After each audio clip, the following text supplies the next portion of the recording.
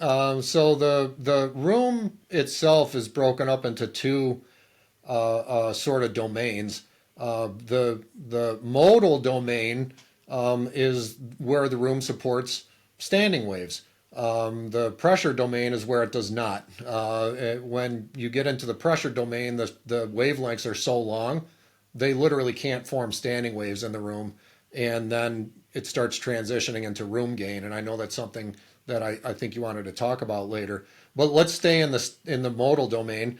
So you have this direct sound coming out of the speaker or the subwoofer, and it strikes one of the surfaces in the room and bounces back. And this reflected sound collides with the primary sound waveform coming out of the say the subwoofer, and they will either reinforce with each other and create a standing wave peak, or they'll cancel with each other and create a standing a standing wave cancellation or a null. NULL, that's what we call them, nulls. And the standing wave cancellation nulls are the hardest to deal with because they're literally acoustic black holes. It's just sucking energy out of the room at that point in the room and at that particular frequency. There's five types of standing waves.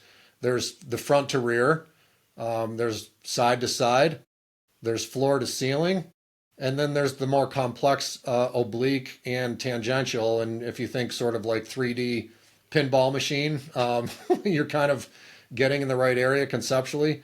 So the standing wave pattern in a room can be very complex, but some of the most problematic ones we deal with um, uh, are the front to rear, because that affects where you're sitting in the room. And if you're sitting in a standing wave cancellation, especially in the bass region, I mean, I've seen them so severe, it's a 20, 25 dB black hole where there's no output at all. It's a very persistent and severe standing wave cancellation null.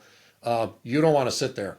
There's nothing you can do about it. It exists in the room, aside from putting bass traps in and reducing the amount of reflected energy. But trying to EQ a standing wave cancellation null is not a good idea.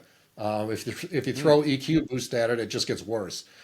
So that's the nulls are the hardest things to deal with, and I always attack them first with bass traps to reduce the energy reflected back into the room, and then secondly, yeah, and then secondly, don't sit there.